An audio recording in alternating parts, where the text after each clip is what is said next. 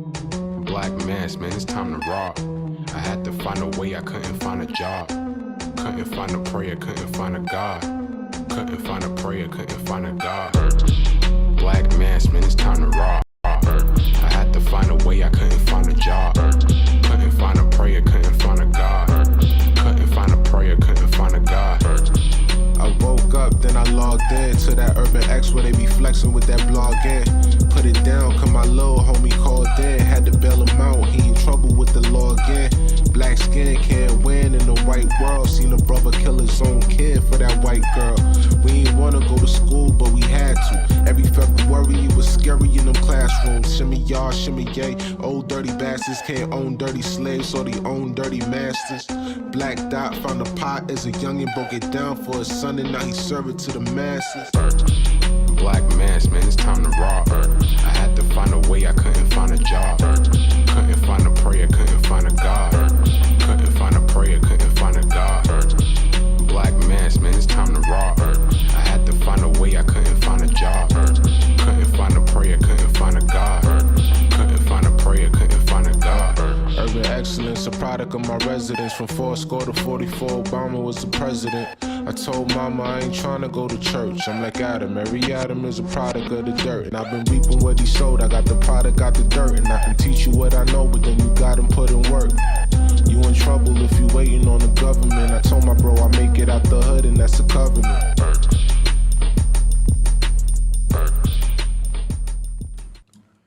Peace. Peace. What's good, everybody? Welcome to another episode of the greatest father and son podcast on the planet. What's good? Thank you, everybody, for joining us.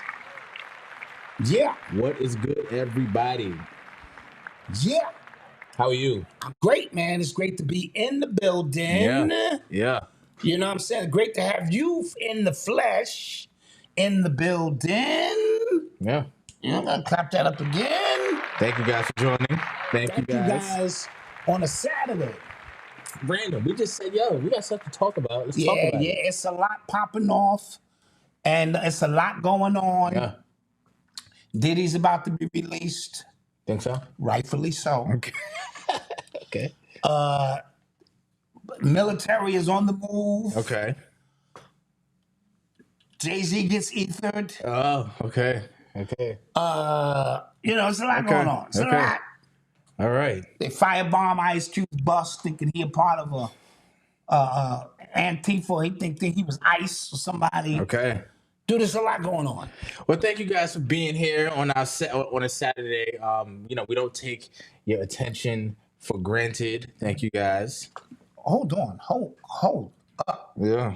Show this piece right here. Yeah. This iconic multicolored piece here. Yeah. Is crazy. Feels nice.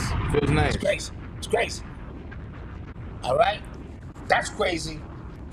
That's in the store right now. And I got a little drip on myself. You know what I'm saying? I got the iconic drip on. It is actually dripping. You know what I'm saying? And it's actually dripping. It's actually dripping. Right. Okay, we got the drip. The fall drip drop is what we're going to call this piece. Mm-hmm. Mm-hmm. And they come in multiple colors. Yeah. It's about time for us to ascend to an iconic level. I like it. All right? I like it. You see what we had on last time? Yep. We was out here with the puff. Mm-hmm. You know, the iconic puff joints. Right. And we was moving those like hotcakes. But now we're going to move into our fall collection of stuff. Mm-hmm.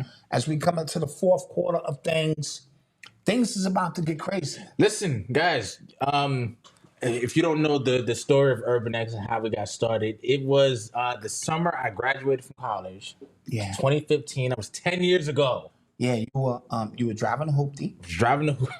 Yeah. You was living at home with your mom. I was. Yeah. You know what I'm saying? You was just relaxing. Yeah. No children. None. You had your college sweetheart with you, but that was it. Yeah, that was it. You know what I'm saying? And we was doing it, and there wasn't a lot of responsibility. Yeah. Like if we made a little haircut money or something, gas money. That was it. It was it. That's all I needed. Life was simpler. Yeah. Wasn't life simpler then? It was. Can it be was. so simple then? Yeah. Right? Yeah. And then we started progressing along. Mm-hmm. You know what I mean? And then we got tired of it, and we let it go. And then Nipsey Hussle died. Yeah. And Negroes was acting like this was the second coming of Christ. And I was like, Something's not right here. something's not right here. Yeah. And it brought us back into the mix, and we realized that we had a purpose. And that purpose was to come out and talk to the people. Right? Father and son. Wise, slow. But, getting there, Yeah. And you very studious, very politically correct at one point.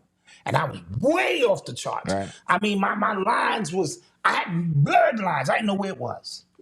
And it was getting bad. It was. And then we said, no, let's bring it in a little bit. And then let's create a format where father and son can teach each other, learn from each other, and build and show something positive. Because it was very ratchet out there. Yes, it is. You know what I mean? It still is, but It still is. Right. And here we are 500 shows later. What we did was we created our own merch line. Yes, we did. First, we was outsourcing. Right. It didn't work. And then we made a leap and we're going to buy 40 grand worth of equipment that we don't know how to use. We have no idea. And then we're going to tell you guys, before we even know how to use this stuff, we have a sale coming. Right. We got a big sale coming and we don't know how to use none of this stuff. We are ass backwards. We were working backwards to the point where we had piles of stuff and no receipts, no order forms. We decided to attack each other. Yeah. Fuck you. You should have did that. I wish you wasn't my dad. Fuck you too. You might not be my son. Fuck that. We were going at it.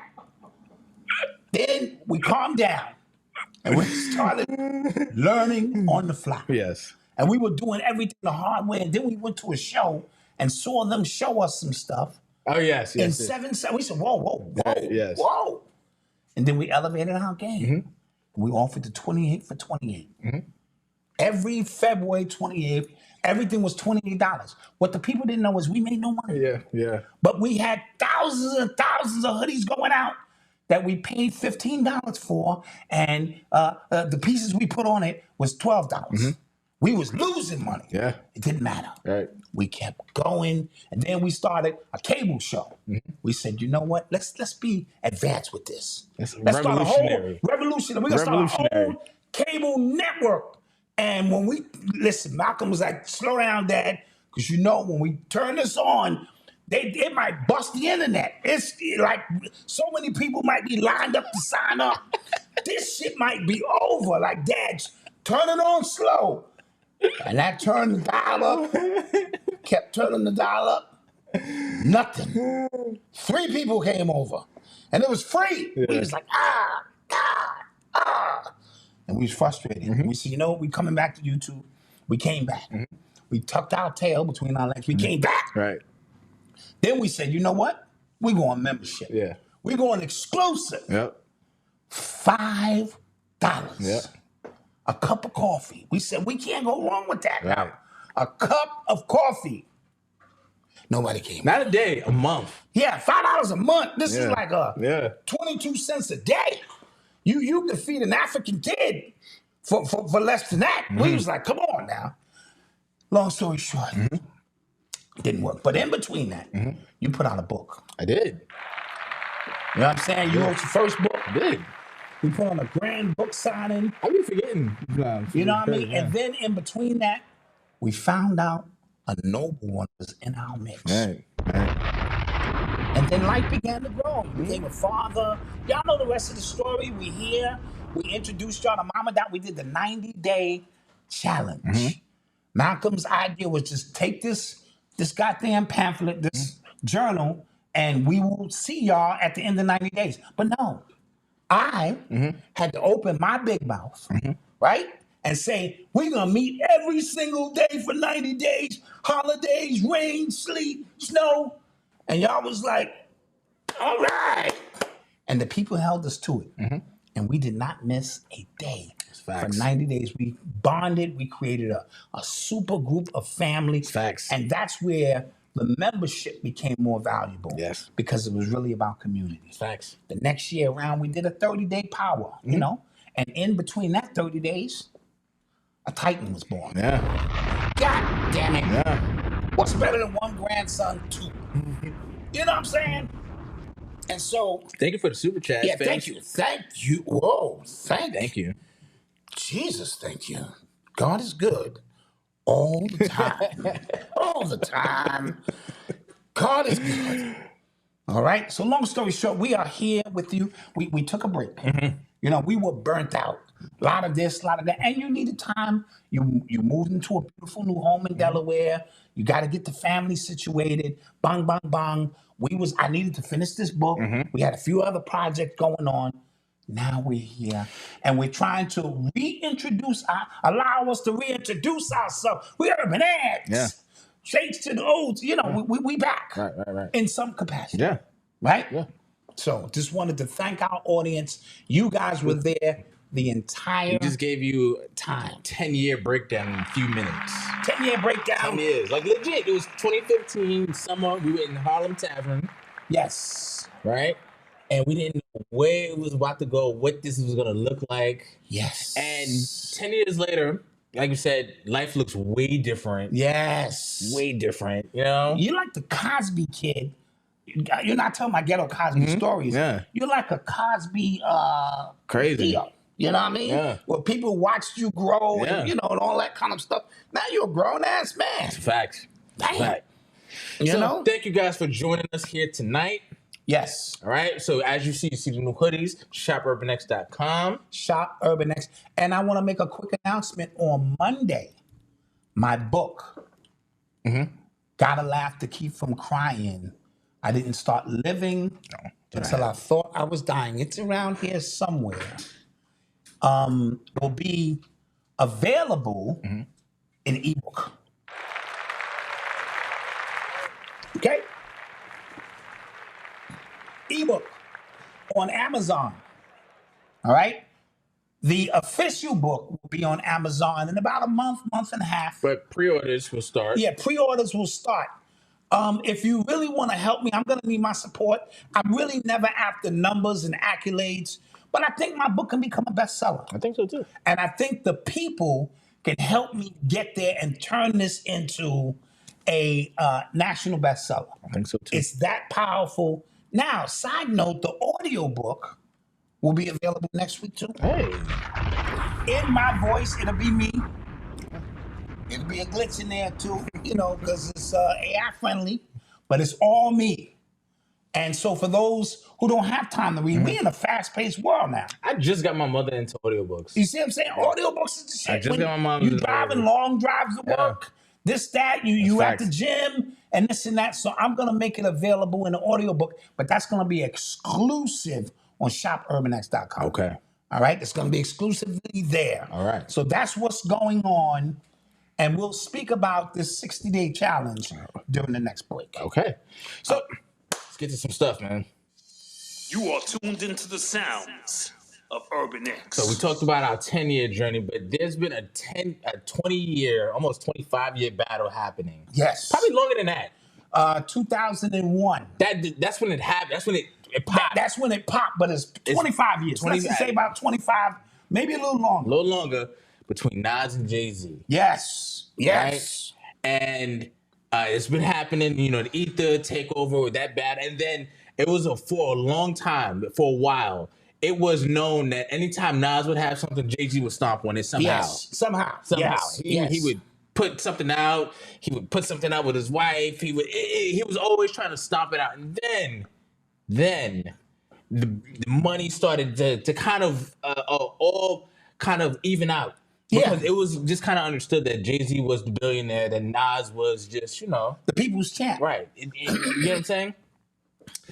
Then recently, up to these last couple weeks, Jay-Z was lobbying hard for a new casino in Times Square. Now, if you're from New York, you understand what Times Square already looks like. Yes. To put a casino there would be just kind of a mess. Yes. Like, again, I live in Delaware now, so I'm back in the Bronx today, and I was just like, oh my, this is a mess here, guys. Yeah, a lot of action. Just stuff happening. This is a mess. Everybody just what's going on?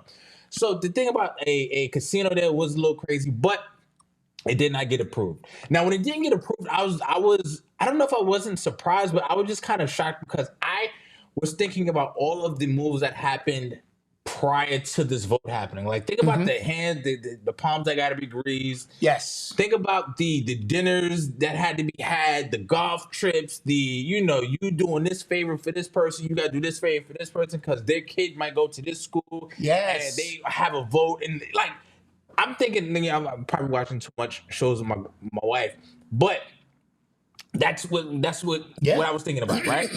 So that got denied. The guy who was also like in partnership with Jay-Z, he went off on the voters. He went off. But what was kind of blowing my mind was the fact that they kept framing this thing as a good thing for the community. Which was just, I was just, yes, I don't know, right? Yes. And then once it got denied, I was actually shocked to see, or it just could have been my algorithm. A lot of people were going, what was Jay-Z thinking? Like, what was, I don't understand. How do you thought you were trying to frame it as a good thing for Black people, a good thing for the community? And it really is something to just kind of line your pockets. Now, juxtapose that with Nas. Nas, as you said, he was always seen as the people's champ. He was seen as anti-industry, I don't know if anti-industry is the word, but just kind of anti-Jay-Z, right? His casino bid, and I don't know if it's just who he's in league with, but he was lobbying to get a casino put in Queens. That got approved. 6-0. Right? Voting. Again, I think about what palms were greased, what promises were made, what moves were made, what people were backstabbed. Like, I think about all of these moves. And then again, I put those two against each other now, Jay-Z and Nas. And it's like, who actually won the war? Yeah, very interesting question. First of all, a casino anywhere for Black people is bad. Let's just keep it a bean. It does nothing but suck energy, dreams, and money out of the community. I don't care how you dress it up. Jay-Z trying to put something like that. First of all, here's the thing about Jay-Z and Nas. They both stayed true to who they were. Nas loves hip hop. Okay. Nas is a student of hip hop. Look what he did for the 50th anniversary. Okay. He was spearheading. He was everywhere. The Get Down. Remember that show, The Get Down? Yes. Nas was behind that. I remember that. Nas is a student of the culture. Nas is the one putting out these albums on Slick Rick, Raekwon, Ghostface, Mobb Deep's new joint. Right. I think De La Soul. I don't know who else is coming. This is Nas. And then he put out 6 great albums. 6 great albums. In a row, yeah. That he didn't have to do. Yeah. But that's who Nas has always been. Jay-Z, on the other hand, whether right or wrong, came in and said, I'm about my money. I'm about business. I can out-rap all of you niggas. You know what I'm saying? Rap rings around you in the whole 9, but I'm about my business. I ain't been rhyming after 5 million sold. I ain't been rhyming like common sense. Jay-Z is a capitalist. Yeah. That's just what it is. But he made no qualms about that. He told you, I came in as a hustler. I'm going to flip this. So his perception and how he continued to move has always been about capitalism. You said, you bought the Brooklyn Nets to Brooklyn. You had less than 1% ownership. So they used you, the talisman. Remember I talked about you're a goyim as a talisman that they have to flash in front of the people to get the people's approval. So had Jay-Z tried to do a casino in Brooklyn, might have been a different story. I don't know where it would have been, but might have been a different story. So Jay-Z, look at what he did with the NFL. Right? Yeah. He snaked Jermaine Dupri. I don't care how you dress it up, he snaked him. Took his job. He had a Colin Kaepernick jersey on performing, and then gonna throw Colin under the bus. Yeah. Jay-Z has always been about his money. He needed this deal to go through because this was gonna create the real separation, right, in his mind from anything else. Jay-Z didn't even show up for nothing for the 50th anniversary. He showed up nowhere. Not once did he step out and say, I love. Listen, when he inducted the Furious 5 into the Rock and Roll Hall of Fame, the most important group of all time, because there is nothing else without them. He didn't even go backstage to congratulate them. He has always presented himself, and Dame spoke about this, above hip hop. He used hip hop. He's trying to disassociate himself. The reason he had Trump pardon his girl on admonished Desiree Perez's record, because he could not go in front of the casino board with a convicted felon or and snitch, an informant laundering money, laundering money Right. on their record. Right. So while everyone else was preaching democratic stuff and Jay-Z is acting like he's for the people, he's backdoored, got with Trump, got that because he had things. Remember, his marijuana deal didn't fall through. No, did it? I thought. I don't think it fell through. No, I might be wrong. It did. It was called Monogram. It did. And what happened? That failed though. It failed. That's what I mean. It failed. Okay, yeah. It failed. I thought like you mean it didn't even because Diddy's didn't even get off the ground. Right. Jay-Z's, but it failed. Yeah. He is now experiencing a series of small losses that are now starting to look huge. Yeah. Right? And so when we talk about who won the battle, who won the war, I mean, first of all, and this is I'm not bigging Nas up because we don't need a casino in Queens either. You know what I mean? Again, something that's sucking money out of. Do you know 1 in 6 people suffer from gambling and what gambling does to households? Yeah. That shit go 4 and 5 layers deep.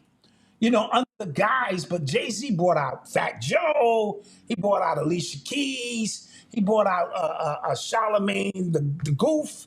He brought out all of these people, Al Sharpton, in ways to make it seem like we are the community, we are the people, and we need this. He's quick to use that we the people shit when it benefits him, but when it doesn't, he did the same with Tidal. He did the same with Tidal. He bought Tidal and brought all of his friends together and said, we're going to put our music over here. You know what I mean? And then that failed, and he sold that. Yeah. And so, just keep an eye on that.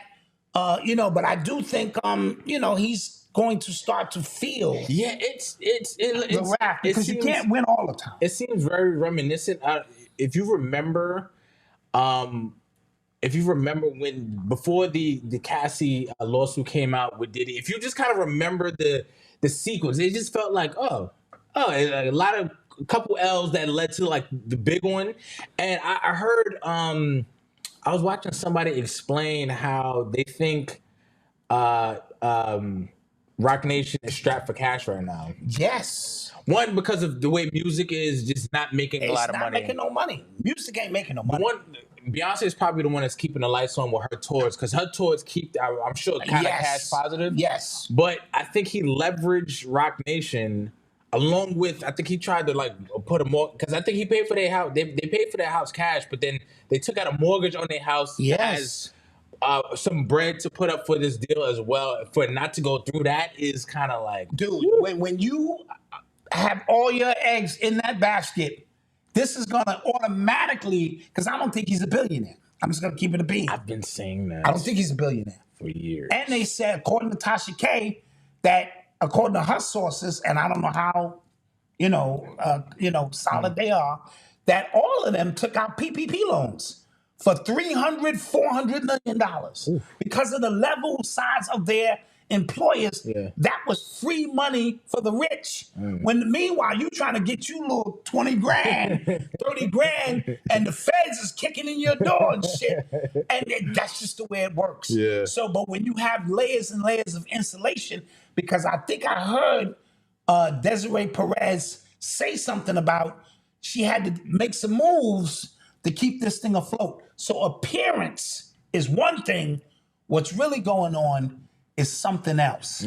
And, again, even when Diddy went down, he said, I don't even know that nigga. The audacity to have your lawyer come out and say, he don't really know him. He just see him at parties. Now, that don't mean behind the scenes, Diddy and Jay-Z, we're going to talk about Diddy next, are not in cahoots. Because Jay-Z could be doing some footwork for Diddy.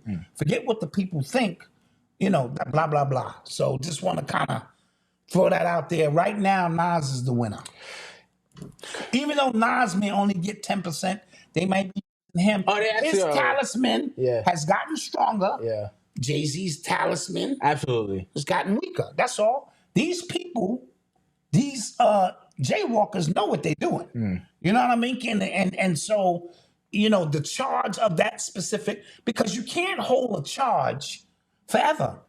As soon the spark begins to fade a little bit and another charge comes about. This is how they've been able to stay afloat. And Remick is able to be here. Yeah.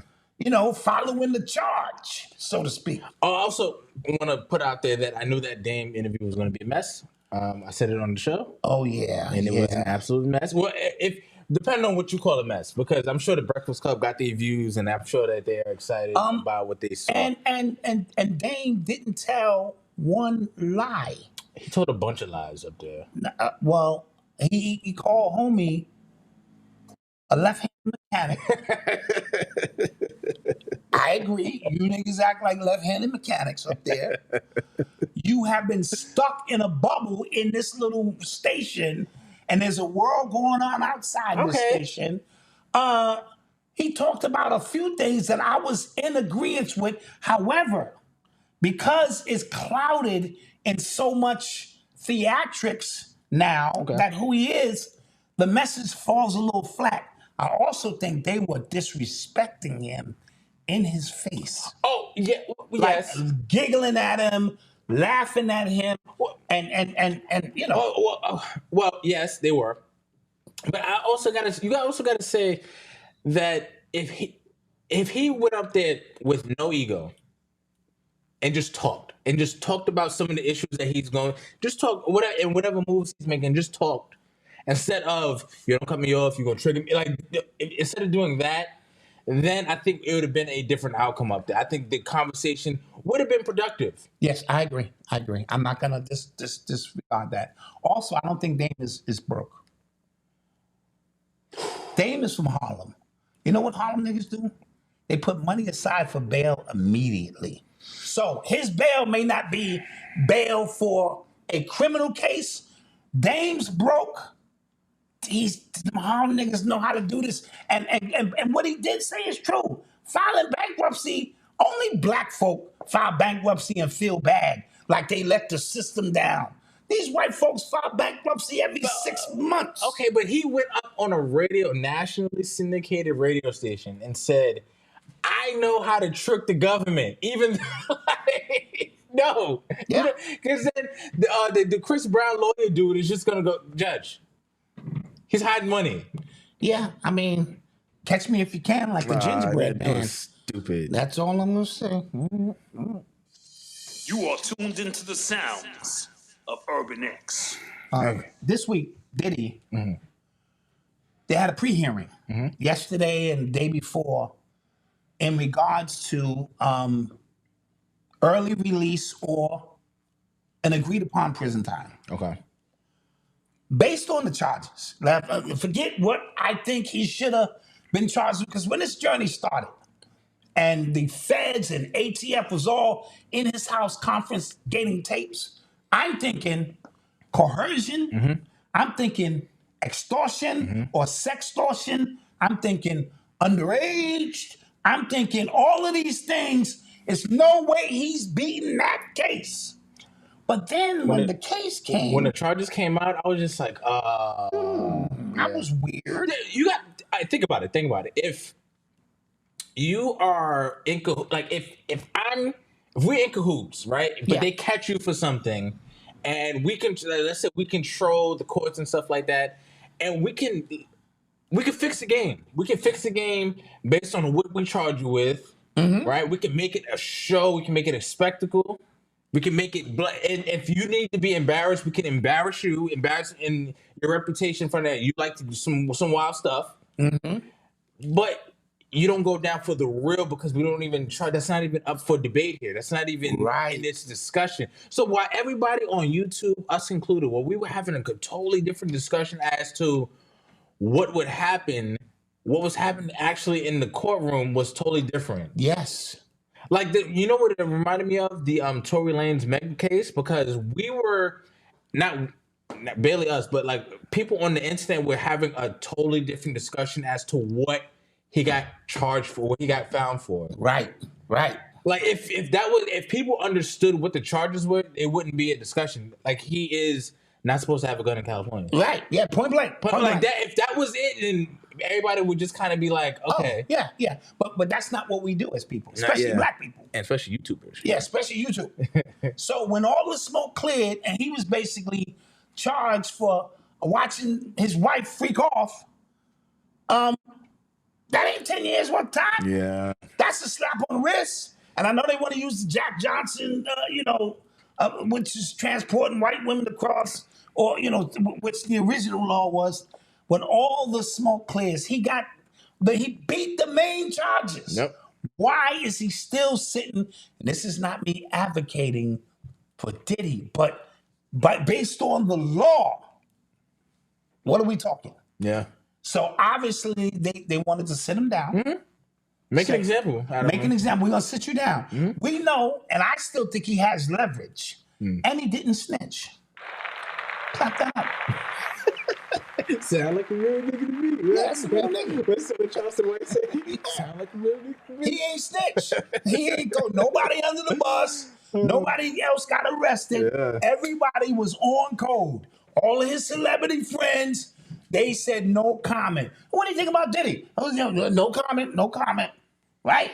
So he didn't snitch. Mm-hmm. He beat the big charges. Yeah. He's gonna come home and take that. Which is crazy.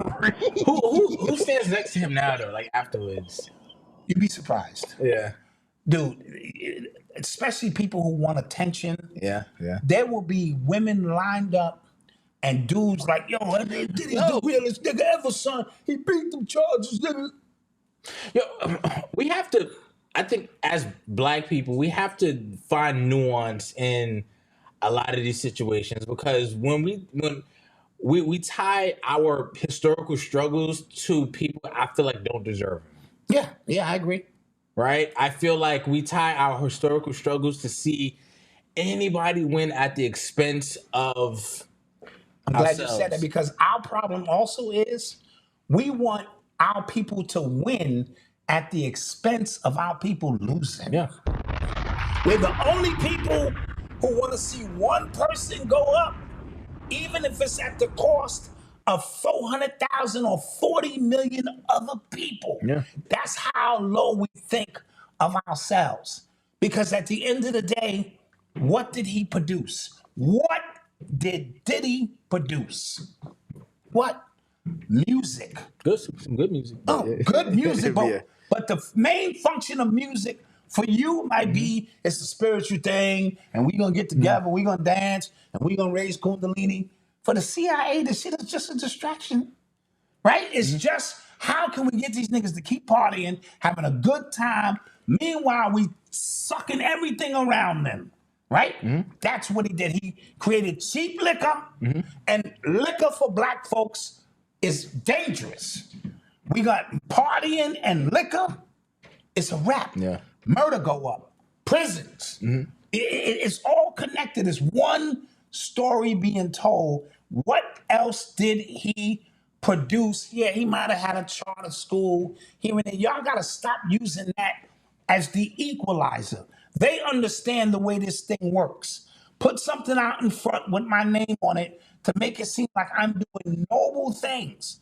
I'm selling liquor to poor people, cheap liquor at that, and I'm putting out songs that just make them shake their ass and forget about real issues. At the end of the day, we honored hip hop, and this might get me shot.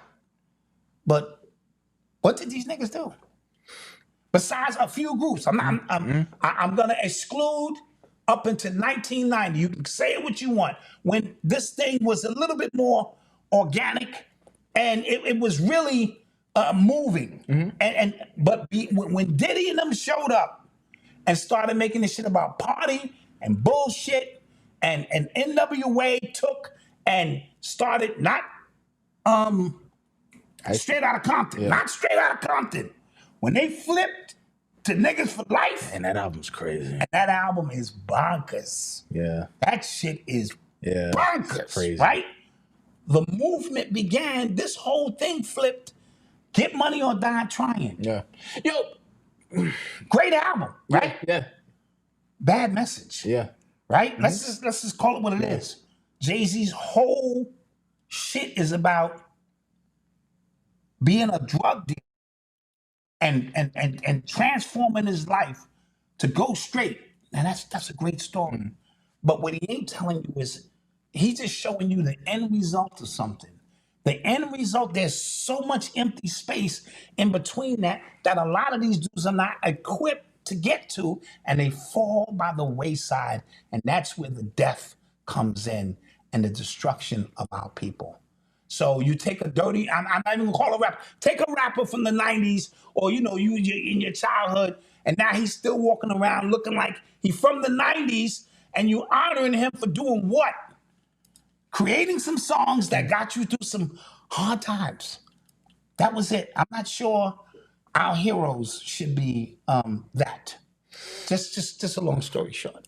And you're talking to somebody who's been there from the beginning, who saw it all and participated and watched it, but in reflection, as a grandfather now, I'm just looking back over the last 50 years and going, we gave a lot of money and a lot of power to teenagers. What did you expect to happen? Yeah. As we get into the Assata Shakur thing, I'm not trying to quarterback your show. I know you usually do this, but that will run into, when you start talking about, because you mentioned who we should honor and who we should really be respecting. Yeah. So as you say that, so rest in peace to Asata Shakur. Rest in peace, Asata Shakur. Rest in peace. It kind of it warmed my spirit a little bit to see how many people, when they found out she passed, they started to do some research. Yes. On her, and then they would like on TikTok. I feel like TikTok, the algorithm, I don't know what it is. It's like a real time brain. Like you're starting to see, you're starting to see people get some information. They go, "Yo, wait, this happened, and it follows along." So I thought that was actually really, really cool. Do you know she know who your father was? Yes. Yeah, I think you told me about this. Yeah. She was recommending my books, my hip hop books in particular. Yeah. To people. So she knew who your dad was, and I'm honored that she even knew who I was. You know what I mean? And her struggle, and this is in perspective too. When you remember the Black Panthers and the Black Liberation Army were kids. Fred Hampton was 21 years old. Yeah. These were kids. So when you give kids money, and opportunity without the understanding of what economics do, you know what we're going to do? We're going to crash.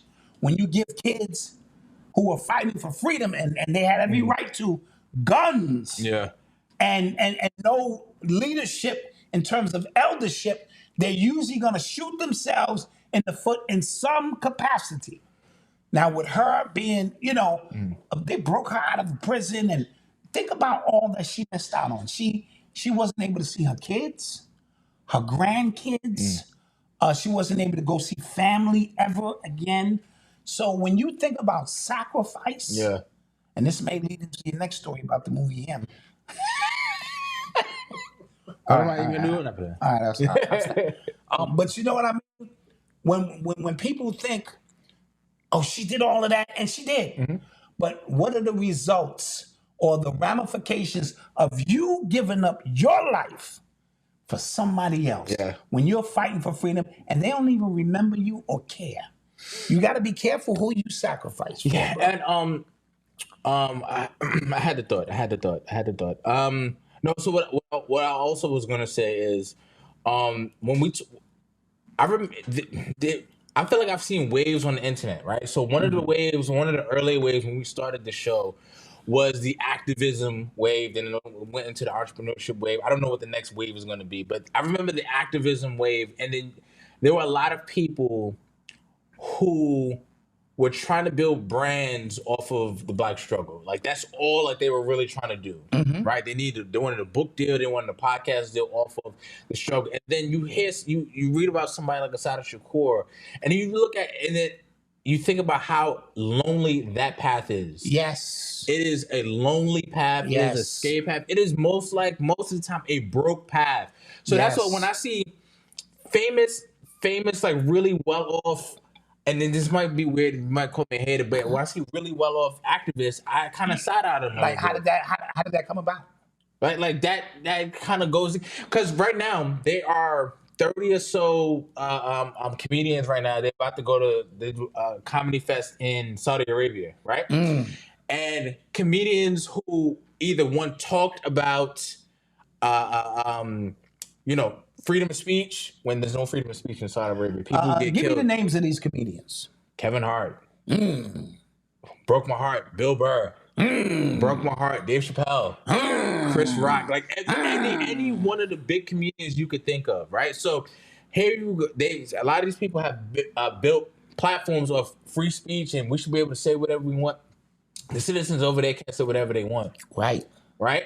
Then there were the right-wing comics like Andrew Schultz and stuff like that, and cancel culture, and we're Americans, and Saudi Arabia funded a lot of wickedness on in New York, in this soil, in this soil. You know what I'm saying? So when you have to kind of just really use your you have to really just think about what people are actually preaching, what people are actually pushing. And if you see somebody who actually says that they're for the people, you have to really look at them, really look deep, and not just the brand that they are creating. Yeah, and at the end of the day, don't. As I think it was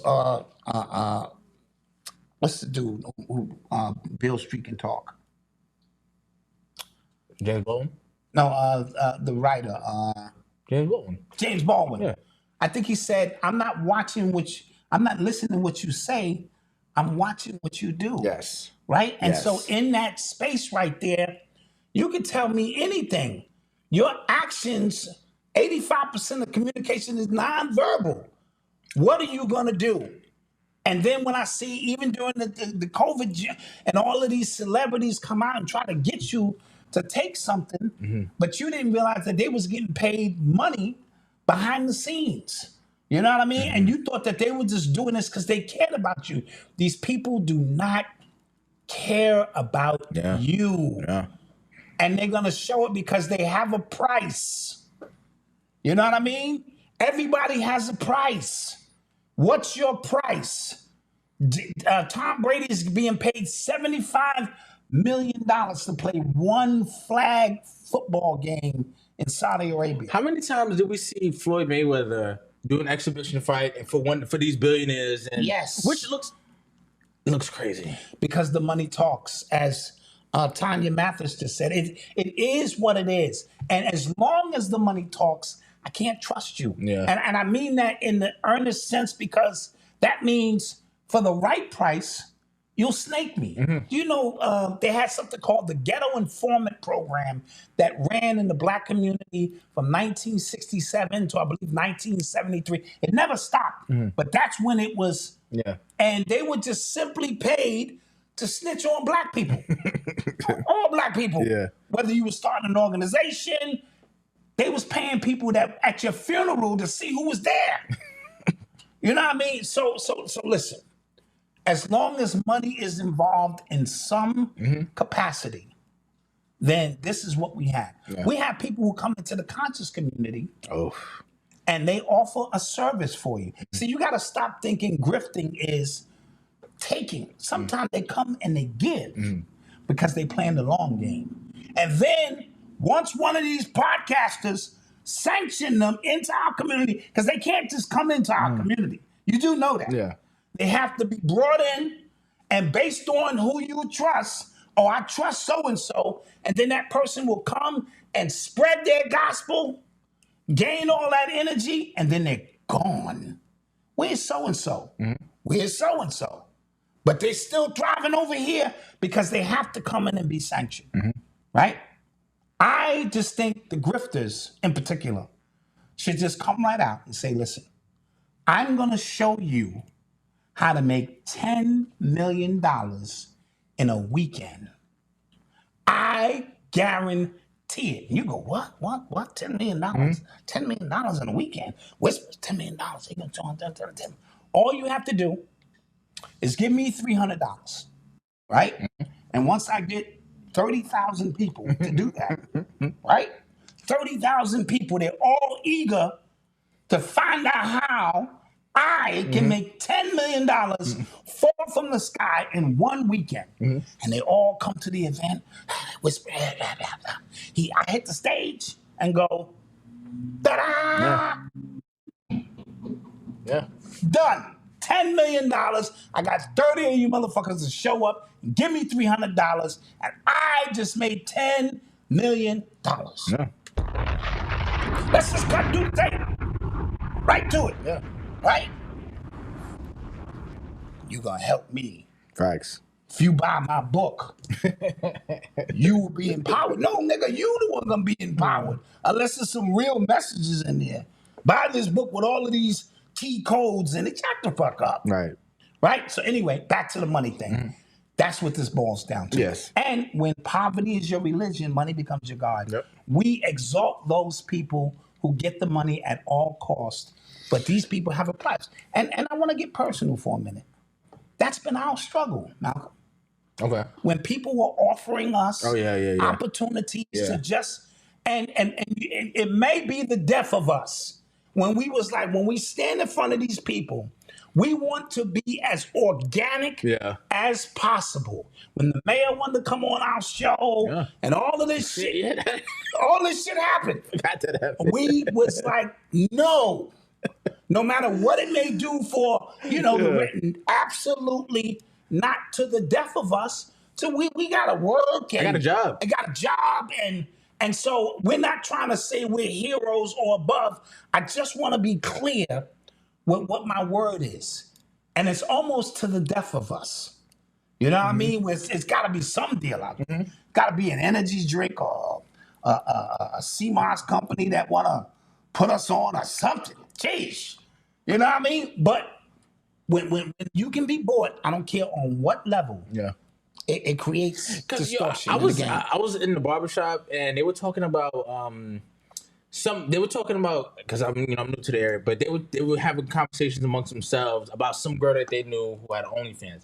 And I was thinking like, this conversation 10 years ago would have been crazy. Like somebody is just out there, on camera wilding, right? Cold shit. Now very regular. Very regular conversation. We have been desensitized by nudity from social media. And it becomes she's making money. That rationalizes everything. Like, as long as she dude, how many boxes you done seen? They all look the same. Some of them a little beat up, some not, this, that. So whatever the case may be. But I've never seen a vagina that made me go, wow. Except the fact that they're vaginas. Right. And you see them on YouTube, on Instagram, on Twitter, all day long. You are now desensitized where people walking around, it's not what it used to be. The vagina used to have value. You know what I mean? Plummeted. Yeah, the pussy has plummeted to its lowest point. Chicks will show you their butthole for $20. It's traded at a couple cents now. Yeah, this shit is down to pennies.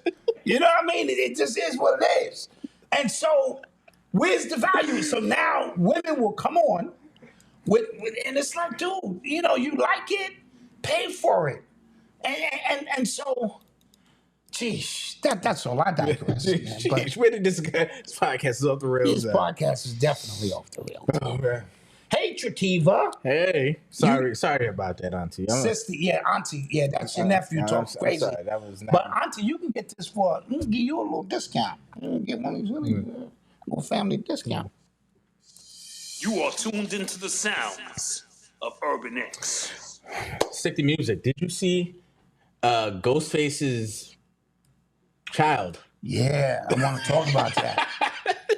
Yeah, we got to talk about that. Oh, let's get your views first, because okay. I'm gonna go in on this. Oof, that was so. Avery sent me that the video. Okay, yeah, and she was like, "What you think?" I was just like, "Oof."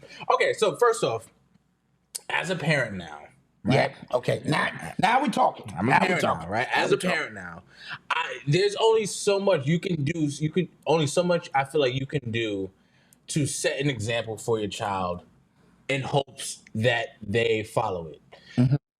Your children are human. They have their own experiences, life, mind. They have their own. They are sentient in their way. They do what they want to do. Okay.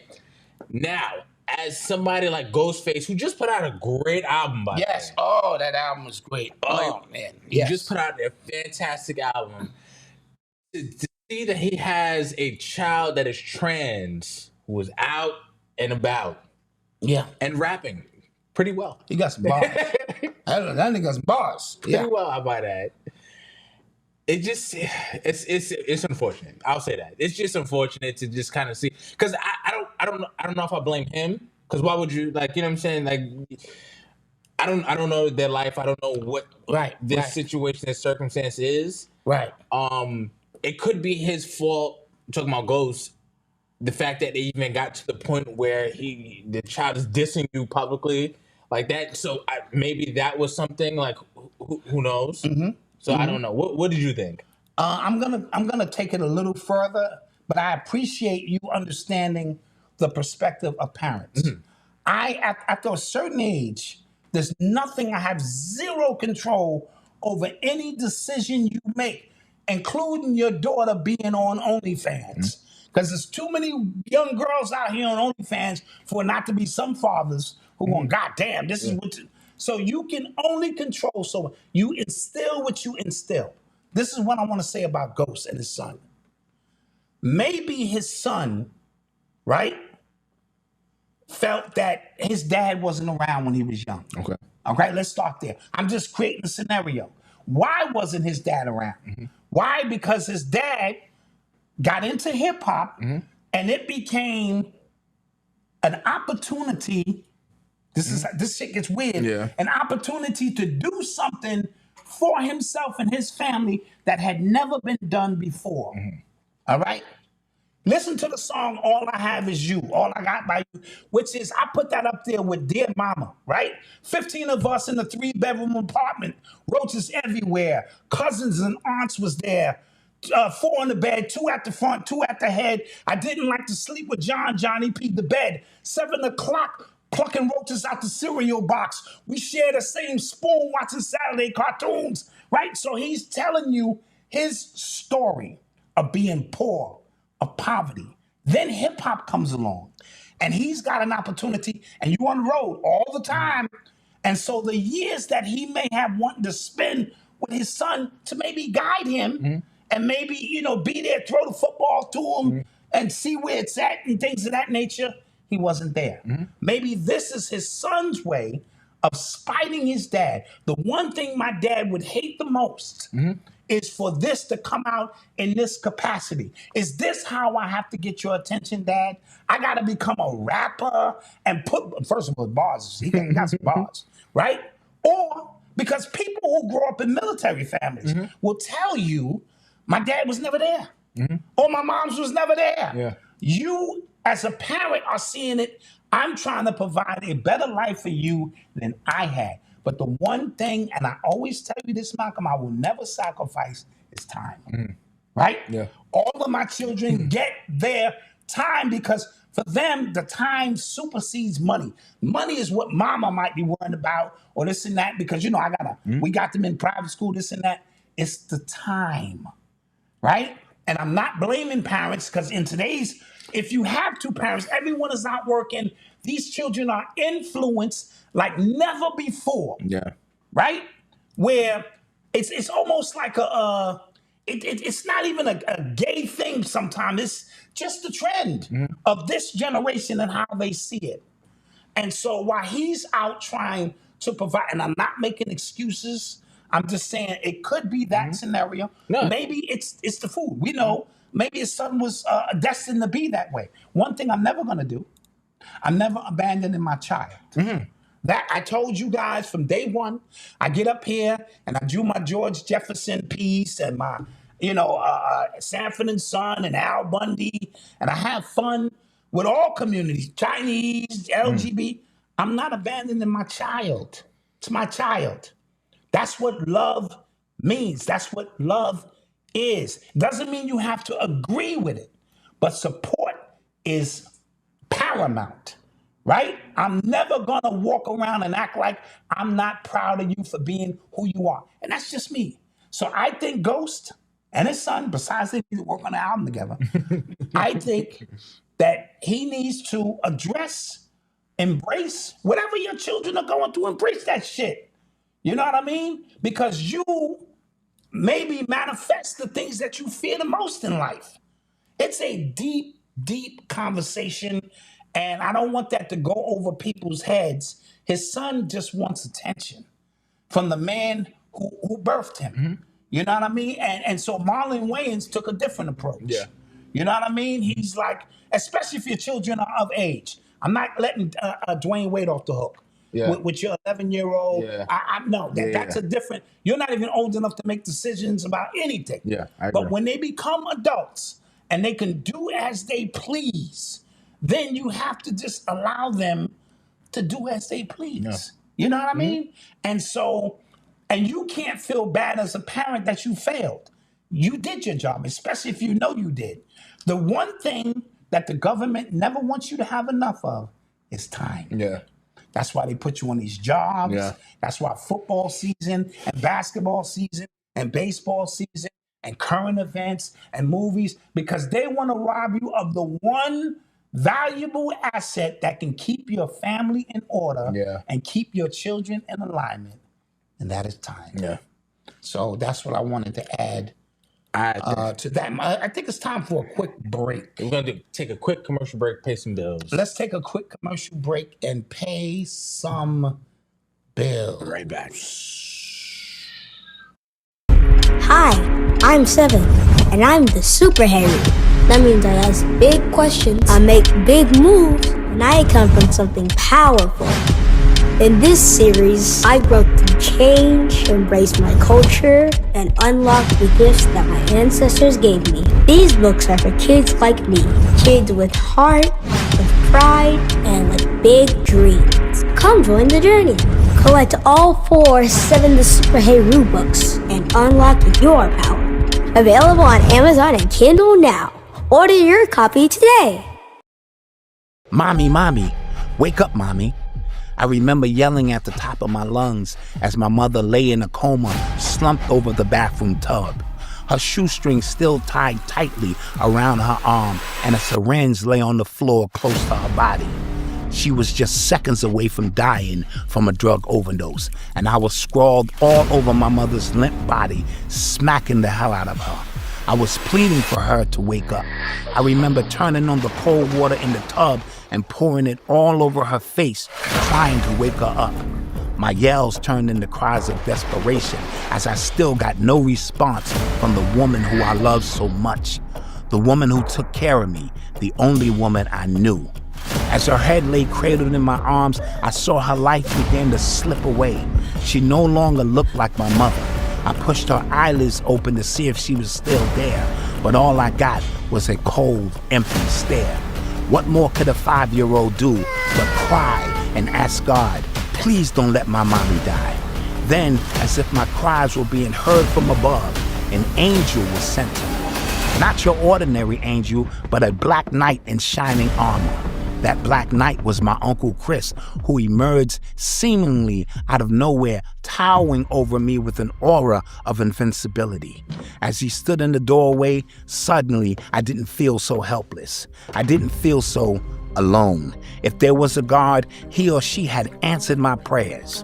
My uncle, who was much bigger and stronger than I was, began to resuscitate my mother, smacking her much harder than I could. He picked her up and placed her into the tub, running cold water all over her body. He told me, run into the kitchen, look into the refrigerator, and get some milk. I stood frozen for a second. I'm thinking, milk? Here it is, my mother is lying in a coma about to die, and you want me to get some milk? I later would come to understand that milk was commonly used to bring down a person's high or bring them out of an overdose. Within a few minutes of performing this overdose ritual, my uncle had did what I didn't think was possible. he had given me back my mommy. Still in a delusional state, she turned to her 5-year-old son, and all she could say was, "Dwayne, I'm sorry." So happy that she was still alive, all I can say was, "Mommy, I love you."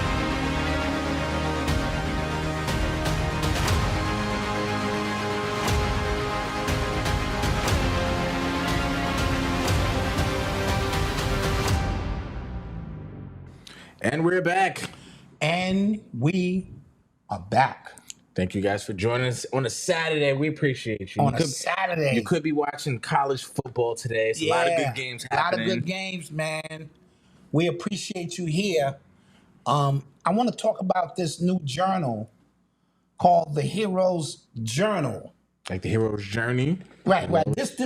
These two go together, right? So this is the Hero's Journey. This is my personal journey. These are my receipts through this time, space, ups, downs, trials, tribulations, triumphs, wins, losses, low points, high points, victorious times, breast cancer, dialysis, cerebral palsy, death, you name it. And I'm still here because I'm supposed to be here. This is the Hero's Journal, which is going to be a part of a 60-day challenge that we're given. Right? November 1, we're starting a 60-day challenge, and it's going to be free up on YouTube.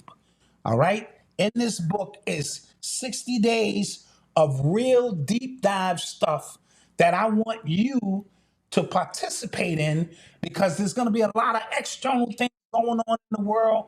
And at the end of the day, the only thing matters is you, the people you love, the people you're here to fight for, and building yourself up. You need time for that. And you need to write it down. The spellbounding, seeing it written down and reflecting on and it can be secret.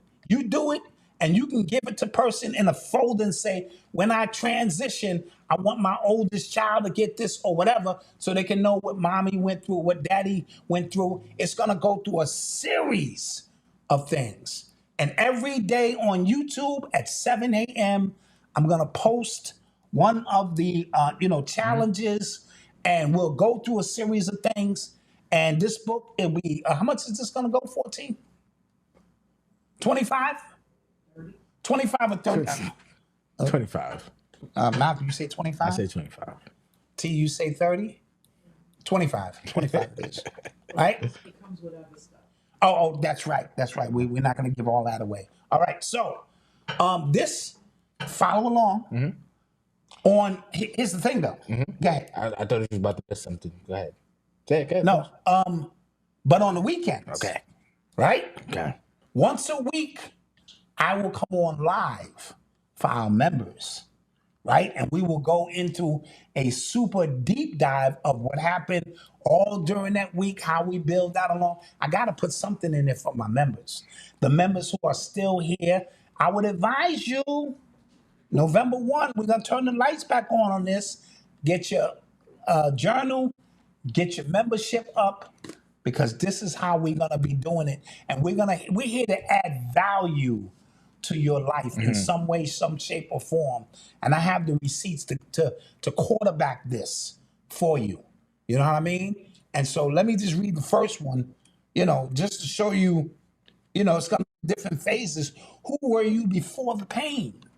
That's a good question. That's an amazing question. Yeah. Before the pain, who were you? What were your dreams? What were your aspirations? Who did you inspire to be? Who were you to do? This is going to get deep.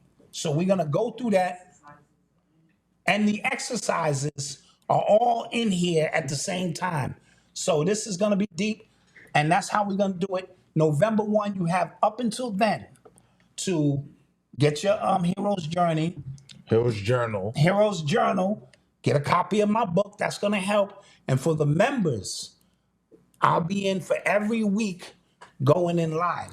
Now, did you know that these hoodies were 20% off They today? are. ShopUrbanX.com. 20%? I didn't know that. 20%. I forgot. When I came on the show. Yeah, forgot. So, yeah, dude, stop playing. Get this. And we also want to shout out some of our UX90 family, Letitia and Yolanda, for birthdays. Oh, happy birthday. Birthdays. Yep, Yolanda, I sent the happy birthday to. Letitia, happy birthday to you guys. You know we love you guys. Absolutely. I want to shout out my girl Yasmin, Gompa Stomper, original class 88. She might be in the building. She said she might be. So I'm going to shout her and her hubby out. You know what I mean? Oh, also, I forget the brother's name. I ran into him at Wawa yesterday. What the fuck were you doing in Wawa? Listen, man. Getting a coffee and a donut, right? Listen, I was on my lunch break.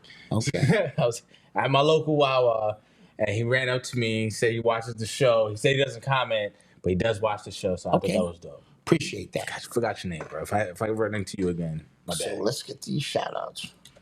You're listening to the sounds of Urban X. So I've been fascinated with the Charlie Kirk saga that's still going on. Yes. His memorial was odd. Very odd. It was a lot of. It felt like a live ritual we were watching, because I didn't feel like a memorial for somebody who got yeah, hit in the neck like that, right?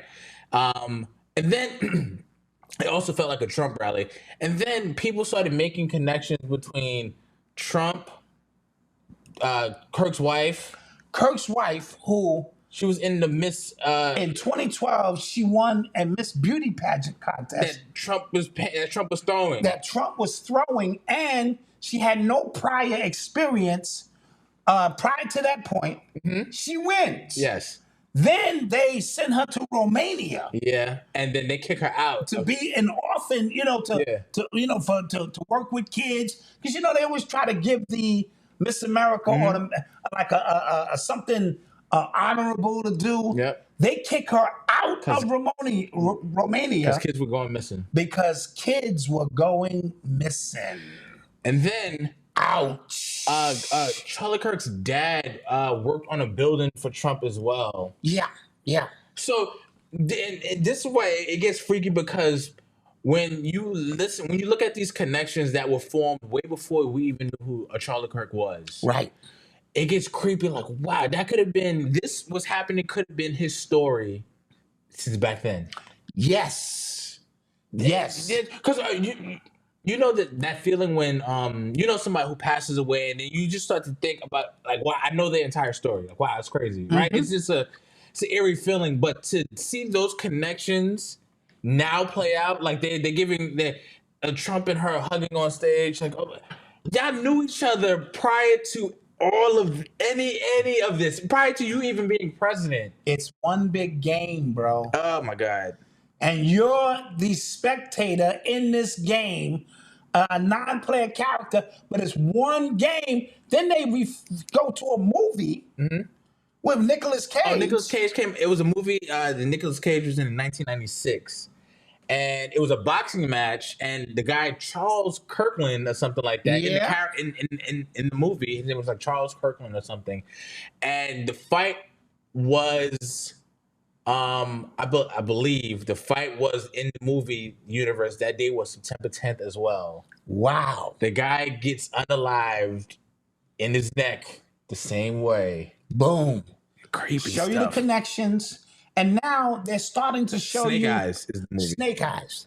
They're starting. How ironic is that? Snake Eyes. They're starting to show you super slow-mo. Oh yeah. Of Charlie Kirkland's assassination, and it's weird. Yeah. It's super weird. Oh, also, I'm also hearing. This is from Candace Owens. I don't know, because. I'm hearing that the police and the FBI don't have any evidence of the person they arrested ever being on that campus. And the person that they arrested for the thing maintains innocence. They can't give any photo evidence of him being on the campus, no cell phone evidence, nothing. Yeah. So they found a patsy, it seems like, and they are running. No, they didn't find a patsy. They always have a patsy in play from the beginning. Crazy. They know every end of this story. Crazy. Lee Harvey Oswald shot JFK, but he didn't know it. You see what I'm saying? James Earl Ray shot Dr. King, but he didn't know it. But they like, tag nigga, you it? You did that. You did that shit. You know what I mean? And so that's how this thing worked. And so when I'm always asking you, how did we get here? When you're in the middle of something crazy, a monumental that goes on, and you're a player in it, and you don't realize you're a player. They have ways to put you in play, and you don't even know you in play. Especially if they paying you under the table for some other things. You think the assignment is this. No, we just need you to be at that location. You at the location thinking, all right, what's next, sir? You. Yeah. You're next. You see what I'm saying? And that's the way this thing works. Don't believe none of the shit you see on TV. And it's in preparation for some other shit that's coming down the pipe. Oh, you want to talk about the military? Military. Stuff was going so. The A31, I believe this is what it's called. Okay. That's the comet. You know I'm bad with names at the time. And I did the research on this shit. This comet that's coming toward Earth, that's been coming toward Earth, that's not acting like a comet. All right? I think because the Attorney General, whatever his name is, Seth Randall, he has appointed all high military grade from the Army, Navy, everybody. He has summoned them to a meeting in Washington next week. And said it could be 800 high military personnel all convening in 1 week. And I'm thinking, for what? Yeah. For what? What do they have planned next week? You know what I mean? That you need to be aware of. They said never in the history of the world has this many high-ranking officials been called to one place at one time, Malcolm. Oh, God. Okay? But this is what I need you to do. Chill. Just chill, because here's the thing. Me and wifey talked about it. What you gonna do? Yeah. What the fuck you gonna do if you walk outside and there's stationary ship and what you gonna do? Yeah. You need to have food and water anyway, but you gonna die. You gonna die, so be with your loved ones. Stop overthinking this shit. However, the way this thing is moving, right?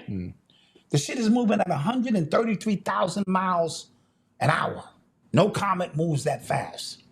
Then they said the shit cloaked itself on every radar they could possibly see. The shit disappeared for 19 minutes. And when the shit was like near Saturn, and when the shit came back online, the shit was near Jupiter.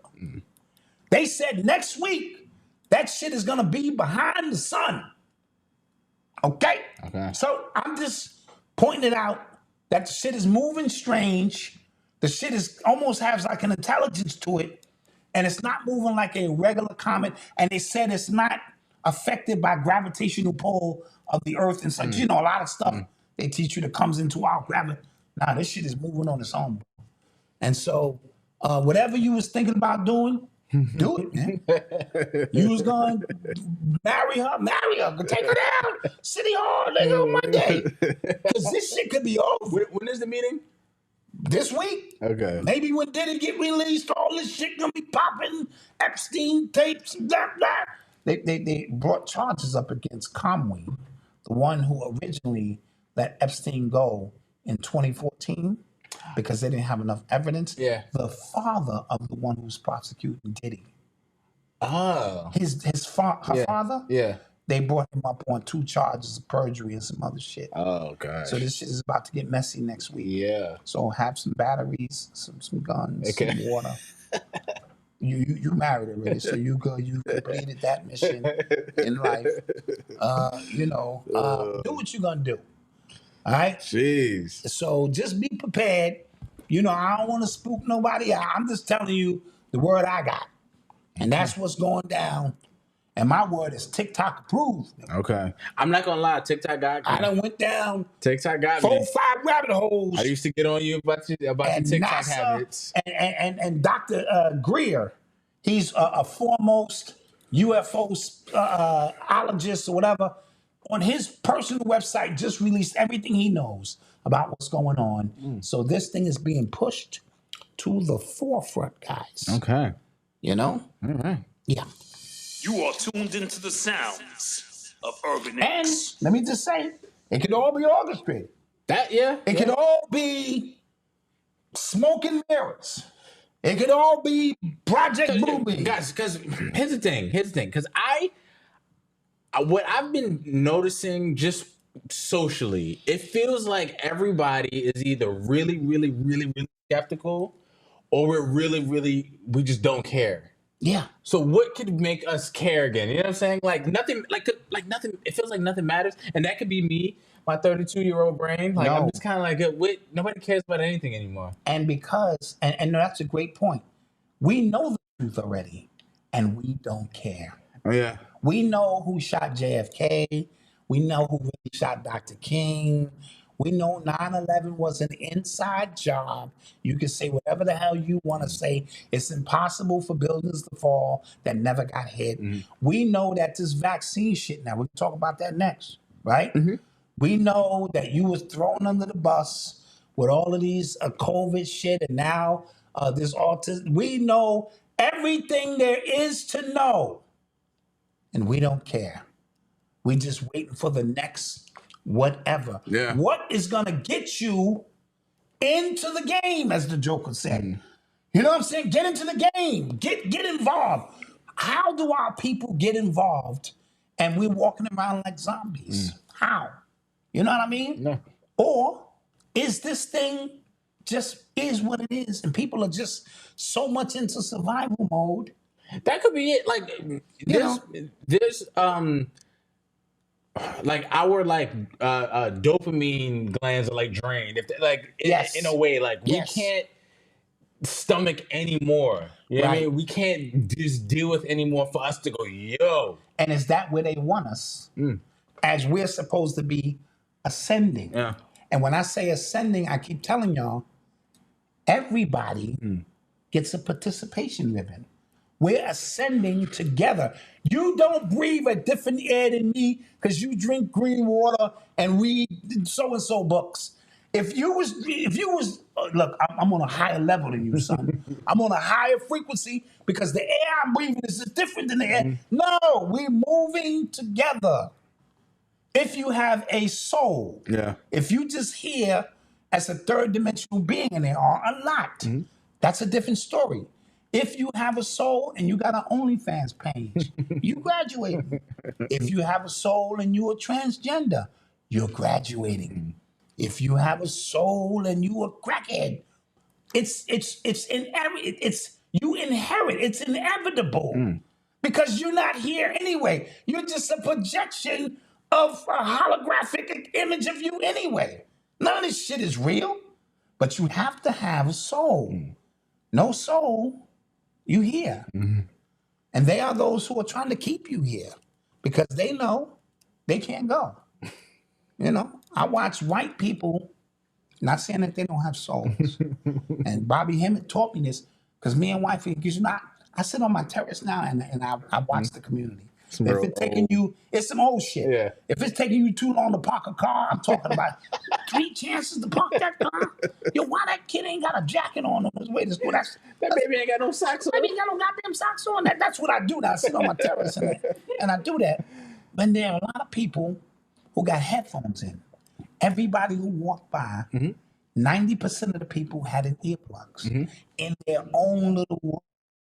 I got music blasting off my terrace. They never look up because they can't. Everybody's in their own world. And then there are the people who are running, white people running, just running. And I was a lot of people just running. It's the salt. The salt in their body, they have to excrete that salt that's in their body because it does something to them. So that's why you see white people, all white people run. Yo, but side note, I found myself on runners TikTok now. Okay. That's a different world. Yeah. And people paying like $400 for running shoes. Yeah. And watches that track how many miles and macros and micros. What they're not telling you is they have to run. Yeah. It's a movie that came out called Walk. Oh, I did. Yes, right? Yes. And so I think, I don't know, I haven't seen the movie, but they have to keep moving because if that salt settles in like a pillar of salt, it crystallizes them. My arm might fucking just fall off. Turn the fucking stone. And there's coffee shops everywhere because they have to consume melanin, but not in the real sense. They have to metaphysically and spiritually consume dark substances. So they run and they consume dark substances. Those are the zombies. They find you all the time. You cooking. Now, either your father is out of his mind, which is a possibility. very possibility, very good possibility, very good possibility. Or I'm on to something. Okay. I just want to say. All right. You saw the Him movie. Him. Mm-hmm. Yes, I saw the movie. Don't do it. Don't fucking do it. Don't do it. Okay, let me, Mama Dot, and Eli, we go on Tuesdays, $5 Tuesdays, you get a deal. And what I like to do because Tuesdays, they bring a lot of the people from disability camps and stuff. I like to have Eli sit over with them and fuck the counselor up. Okay? He's doing his count. He's like, yo, chill. 1, 2, 3. Yo, stop, man. Yo, it's serious, man. Come on, man. 4. Fuck his count up because Eli just sitting over there chilling, waiting for me to buy the tickets and shit. I like to do that shit. Fuck with them and shit. They be like, oh, my bad, son. Now he with you. Yeah. He with us. Fuck him up for a while. Scare him and shit. I know I left with 7 kids. How the fuck you get 8 kids here, man? Yo, something's wrong. Anyway, so we went to go see the movie. Okay. And the movie, like I said before, I gave a prediction about CTE. It wasn't about CTE. Okay. But the main character does get hit over the head. Okay. And it's a critical point in the movie because I think that's him being disassociated from what's going on. Not to give the movie away, he wants to be the heir apparent to Marlon Wayans. Okay. And Marlon Wayans he's an 8-time champion. And he is not ready to give up that throne. However, he's going to take on an initiate. Okay. And so he meets, Marlon at his place, and they go through 7 days of initiations. Football is a week, 7 days. And every day there's a different challenge. There's a different, initiation that goes on. And at the end, I just didn't like the way the movie ended. Okay. The end, and I think they did this. This is just me, because of all the information that they gave you. They wanted to de-scramble your brain before you left the theater to confuse you. Because remember, they have to tell the truth in these movies in some capacity, but how they tell the truth, it doesn't really discern. And so I think they gave you, because there's some blood rituals in there, it's some human sacrifice in there, it's some sexual innuendos in there, it's a lot of things. It disassociates you. It tells you that when you are the chosen one, it's you.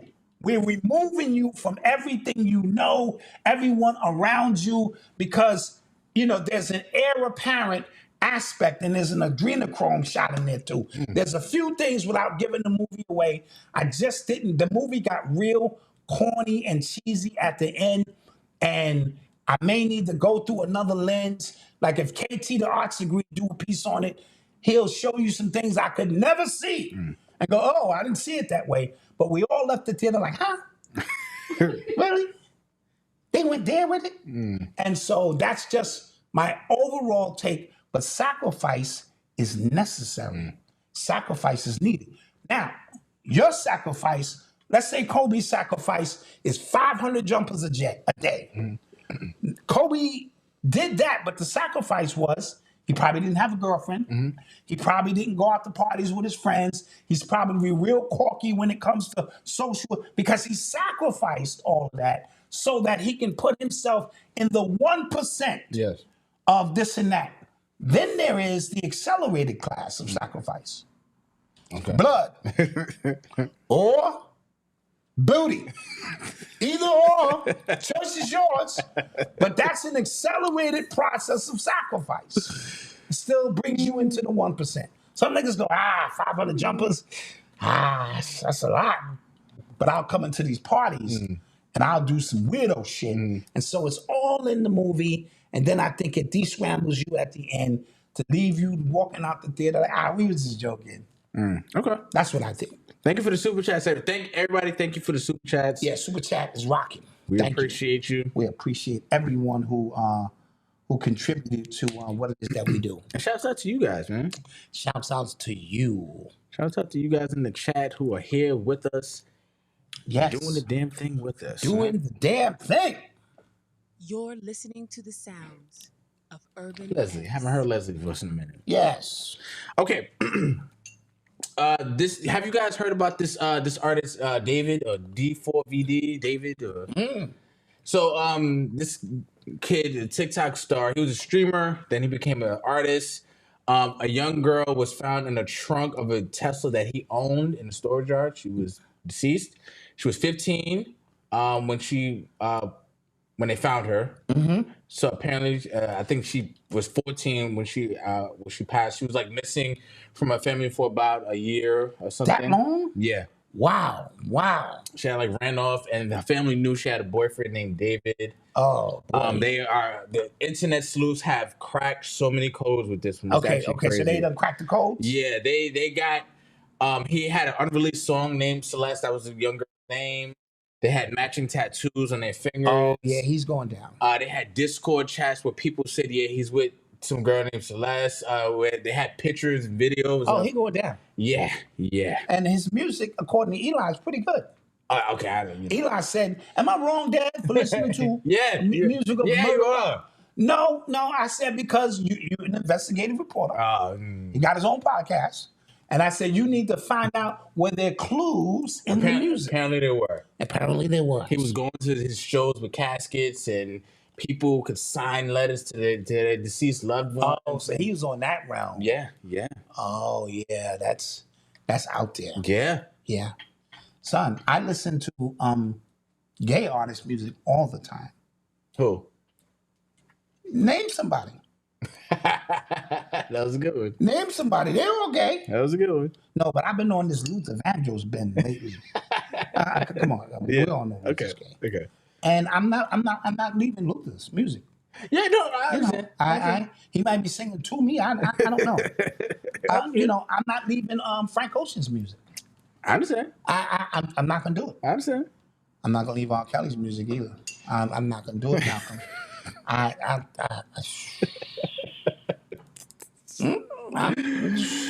Oh gosh. Not gonna do it.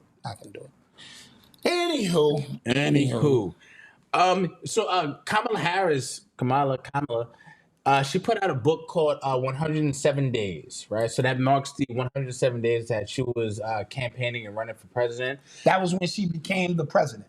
Became the nominee. Then, but she was also acting president. Oh no, she was just nominated. She was just nominee. And I thought your boy stepped down. He did step down. Yeah, for like a day. No, he stepped down for 107 days, didn't he? No, he was still at president. He wasn't running. Okay, gotcha. All right. So I've been seeing a lot of reviews in the book, and from what I'm seeing, a lot of people are reconfirmed as to why they did not vote for her. Okay. She basically threw a lot of people under the bus, like, yo, this will happen. But you also saw what everybody with two eyes could see when she was running. Nobody liked her, and nobody in her party liked her. However, if you said that around black women during that time, you were wrong, Malcolm. Yeah. Right? Because black women need an opportunity. Right? Yeah. So, like I said, she threw a lot of people under the bus. A lot of people didn't want to back her, but they saw that they were just kind of backed into a corner. Also, I'm hearing, and which I think I've also knew, was that Biden and Obama don't like each other, and a lot of people in the Democratic Party blame Obama for what is happening in the Democratic Party and in politics today. Show you right. Because they think if he would have endorsed Biden in 2016 because Bo Biden died. He wanted to run, and Biden and Obama told him not to. And he blames Obama for him not wanting because he thinks he could have taken Trump the first time, and which is possible. Very possible. 2016, and you got to think about just kind of the landmark. Everybody was coming off of the Obama high. Yes. To get his vice president, I think would have been the kind of natural progression there. The vice president, who's been in office 8 years already, right? It's a nice handoff. Right. And Obama could have ran that and really endorsed it and made it happen. But instead, he backed Hillary, and then we know what happened since. So it's crazy when you just kind of see like one move can shape everything. One move or one thing can kind of shape a lot. You know, the domino effect is always interesting. But the 107 thing, I don't know what Kamala's team thought it might do for her, but I think it's making her look a little worse because now she's doing press. We know she can't talk in public. We do know that. Right? So she's trying to explain what's going on, and she's trying to explain, you know, her thought process and whether there is some insight into a few moves, because she even said that she didn't think that Joe Biden should have done that debate. Yeah, she said like he was a lot older. I don't think he should do this. Biden's team pushed him to do it, and then he looked crazy. We saw that, and then he backed out right after that. So interesting stuff. Yeah, butterfly effect. Charles Johnson. It's actually crazy. Yep. I can agree with that. And she was trying to get people to rock with her, and they was like, I'm on vacation right now. Yeah, she tried to get Gavin Newsom to run with her, and then he just say, I'm chilling with my kids. I'm gonna hit you back in a little bit. Never responded. Yeah. Never hit her back. So, but the Democratic Party is in a weird place right now. It is. Because I don't know who they have. They better bring somebody up. You're not gonna like this. If you're a Democrat, you're not like. It needs to be a white guy. Sort of like Charles Kirk. Charles, he was a Republican. Meaning that's who was talked about as they were going to put him out there eventually, but he had to be 40 years old to be the president. Yeah, that's why they took out JFK Jr. Okay. As soon as he turned 40, he got into a plane crash, and he was going to win easily. Right? Yeah. You see that little patriotic kid standing there while his dad's coffin is going by, and his dad was loved by everybody. You know what I mean? Even the Nation of Islam. I told you not to mention the president. You disobeyed. Right? Yeah. So, dude, like, what are we talking? Yeah. So he was going to win, and he died in a plane crash. Yeah. All right? I met him once. What's your mother? Really? Yeah. We saw him. He was in the bank taking money out. And we was like, oh, shit. Yeah, I can't do it. He was very nice. I could have stuck his ass right there. Shut up. Who the fuck you think you are? You coming in here getting money? Yeah. Fuck wrong with you? Yeah. So we met him. Interesting. Oh, I had something else to say about Charlie Kirk because you brought him up. Because last week, people were upset. Okay. I think it was last week or the week before. The people were upset at our Charlie Kirk. I think it was the last episode. People were upset. Y'all don't know what y'all talk about. Y'all need to watch him. Y'all need to go back and do your research. I don't know what y'all talk about. I went back and watched some of his debates. I wasn't impressed. Yeah, neither was I.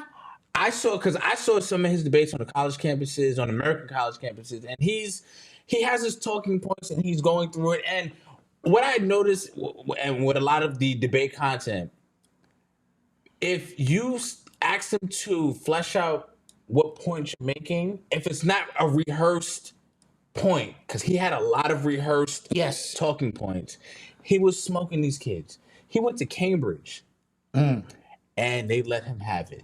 Oh, okay. Gotcha. He's talking about God, and then you're talking to people who don't believe in the same God you do. Right. Right. Explain that. Where did you get that from? And he's just like, and I said, oh, okay. I see what this is. Yeah. It's not debater. It's a propagandist. Propagandist. That's all it was. Yeah. Right. And we also. I seen somebody else do that too. Was it Candace Owens? Sit down and just all these bullet points, talking points. Candace Owens does it.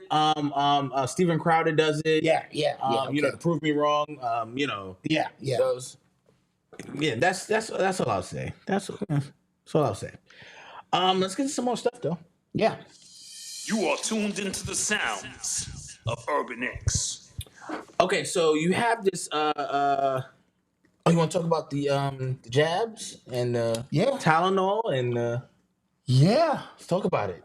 Yeah, there is guys, there is a shift in this country that is 30 years too late. Not 30 years too late, but it's amongst us now. This whole vaccine thing, and I'm gonna say it, they might buzz it or whatever, is coming to a head. We are in a place now because we are in the age of information that things are being challenged and tested. Simply because you're a doctor does not mean you are right if the scientific evidence proves otherwise. And so they ran this test that they didn't tell you about with the head of Pfizer or one of them companies who was confident that this 16-year report was going to prove the benefit of vaccines. And it did just the polar opposite. They had a whole bunch of children, some they vaccinated, some they did not, that they studied and watched for, I believe it was 16 years. And everyone that got vaccinated had a higher percentage of everything, whether it was autism, autoimmune disease, asthma, blah. And they just kept the results of the report away from the public to continue to do what it is they do. You know what I'm saying? And so Robert F. K. Jr. is in the mud now. And he wants scientific proof to come out and show that we need, because I don't think any child needs 82 vaccinations before they get to high school. I'm sorry. Now, Curtis Cost, he's been in the conscious community for 30 years. The first one I saw from our community put out a book called Vaccines Are Dangerous. Now, remember, we spoke about when you speak truth in an era that is so far ahead of the people, you sound crazy. You sound because you are of another tomorrow. You know what I mean? Yep. And so therefore, you die on your sword half the time before. So I want to give him his flowers. He's still around. Just want to give him his flowers of what he was preparing us for. This has been in the conscious community for years. We knew not to do this shit, right? But when the public finally gets a hold of information that we just happen to know, it changes the dynamic. People need to be on board. People need to advocate for their children. And now they're saying Tylenol to pregnant mothers is an issue. You know what I mean? And so, and now they ran a report. They didn't even tell you this yet, that the head of Tylenol back then, I think in 2018, knew that. Oh. And admitted it in a secret document or something. Oh, God. That something along those lines was going on. So what the Democrats and other people are trying to do is saying, who are you going to trust, them or your doctors? No, I need the information. Just because you're a doctor, and when you find out that these doctors are incentivized, they can make up to $1 million if they get a whole community of kids to get a series of shots. Bro. But we're in a time now where everything is being questioned and everything is being challenged. You are living in an amazing time. Yeah. If truth is what you want, if truth is not what you want, and you just want to go to sleep, and you think some Muslims ran some planes into some buildings, and it was a lone gunman, this and that, then this conversation is not for you. If you're thinking and you want to be in a series, there are 11 foods, Malcolm, not to digress, that the EU and Canada does not allow that America allows. Really? Cheese, because our cheese glows in the dark. Literally. Because it's not cheese. Yeah. It's mixed with something else. Pork, because of the parasites. Salmon that is grown. Farm salmon, where they got to put mask on. Fruit Loops. Because even RFK said this coloring in this food, they don't even allow that shit there. Bread. It's not the bread itself. It's the ingredients in the bread that's in yoga mats. Like gluten. Yeah, and it's another long name I can't describe. Mountain Dew. Right? There's a few other things that they don't even allow in these countries because they are actually dangerous. I drink this shit all the time. Milk, creamer, coffee creamer. That shit It's not good for you. It's 11 things in particular that they don't even allow. And this is why they're healthier than we are. Because we just allow anything and everything as long as it's going to make money. Yeah. Do you know the pharmaceutical companies, if you're so sure about your product, why we can't sue you if something go wrong? Right. That's all we want to know. Why we can't hold you accountable. That's one question I always just kind of ask, because if that was the case, if you're that confident and, See, Diggs, pork is a no-brainer, but not for as many people as you think. Yeah. And he's like, I'm eating pork bacon, goddammit. I don't give a damn. I grew up on pork chops. On the pig. I grew up on the pig. I got a pig on the grill right now. See it. Goddammit. Yeah, I don't know. But that's a good point. It's a good point. Yeah. So allow this vaccine thing to play out. Florida has made it up to parents now. They passed the law, made it completely up to parents to decide if you want to do that or not. And I think that's the way it should be. If you want to vaccinate your children because you think they might get polio or whatever, then fine. But it should be your choice. Look how many people lost their jobs and their livelihood just 3 and 4 years ago, bro, out of pure fear of survival. Like, I need this job. So what you're saying is I'm willing to die for my children. And in a weird way, I fucking applaud that. You know what I mean? But however, you know what I mean? Coming out of that, what are we talking? This spike protein, they said this shit is moving, doing its own thing. It's weird shit going on, man. Weird shit. All right. So, guys, let's take some questions. Let's get some questions. I got to drive. Malcolm has to drive and get out of here. 2.5 hours. Let's take some questions, Long guys. ride. Tom Brady playing a flag football game. Disgusting. Taking the Saudi Arabia bag. Dude, I think if they come to Urban X, Malcolm. I mean, I'm not going to say nothing. We would like for you to do podcast in Saudi Arabia. You could win. Look at you. You're a drug dealer. Yes. Yes, you are a drug dealer. You come to Saudi, $10 million for you and your father, Black Dot, to come and do podcasts. I'll be like, Assalamu alaikum, my brothers and sisters. I don't know if y'all speak the same language I do. Walaikum salam. And welcome to the Urban X Podcast. And welcome to the Urban X Podcast. Right. What about the people back home, man? Fuck the people, man. They don't give a fuck about me. Shit. Cash it out. Shit. Okay. Let me see. No questions? No questions tonight. We did. Oh, Ice Cube. Yeah, they firebombed his tour bus. So, like, was it, like, who firebombed in it? Portland? Antifa. Oh. They thought he was Ice. He's Ice Cube. Drop the fucking mic. See how stupid and goofy these niggas is. That nigga truck say Ice Cube. They like, yo, Ice is here. You know?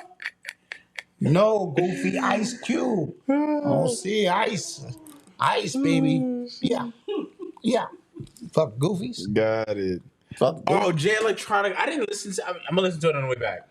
Okay. I'm going to be 100% honest about this. Okay. Jay Electronica is so deep. I don't understand what the fuck you're talking about. I'm going to keep it a bean with you. This nigga is so deep. I do not know what he's talking about. So, okay. So, is it good, though? He can rhyme his ass off. Okay. Because when he's rhyming, he got speeches playing. He might rhyme. He might say an unfinished rhyme. I don't know what's going on with Jay Electronica. Because I have this thing, right? Because I blame a lot of this on not Kendrick, maybe his fans, maybe him too. But I have this thing where people think just a lot of words being said means it's good. And nothing could be further from the truth. Because I feel if art is good, right? And then on the revisit is better, then I appreciate it. Yes. Right? Meaning, when I saw Sinners for the first time, I said, this is amazing. Amazing. And then you go back and with the historical context of stuff that was already implanted there, it was already there. Yeah. But then you go back to get some more context. You get And more watch it again. subtext, and you go back. It gets better. The Prestige with my that is an awesome movie. Christopher Nolan, right? You watch it the first time, great movie. You come back and you go, wow, that was better. Interstellar. You get what I'm saying? Yeah. So when you just try to make it deep for the sake of it being deep, and I don't get it the first time, and then I have to go back to understand and come back, I don't think it's good. But see, that's the beauty about art is in the eye of the beholder or listener. He had the best verse on Donda's album. J Electronica. Okay. Best verse. We know what type of MC he is. Okay. These rollouts, 4 or 5 albums or whatever it is, I don't know where to get in and what his story is, but he might have adult autism or something where he can see things and place them like that we can't understand. Because I tried. I popped it in and I got focused and said, put on your thinking cap, Wayne. And it's above me. 3-Eye Atlas. Who's that? Yeah, we spoke about that, the comment. Oh, yeah, we spoke about that. 3-Eye Atlas. I called this something else. We definitely spoke about 3-Eye something. Right? And so that doesn't mean I said it was whack. Yeah. I just said it's too deep for my understanding. Yeah. And my art has to hit me and resonate with my spirit. It's everything ain't for everybody. That's right. And so if he just put out an album where he just getting it like fucking Exhibit C and this and that, I'm all in because he got bars. When it's clips from this one and sound bites from that, and then it's above my pay grade. Okay. It just is. I'm sorry. I didn't listen to the Cardi B album because me and Avery were supposed to listen to it together. Okay. And I'm being held hostage. Even though I could listen to it.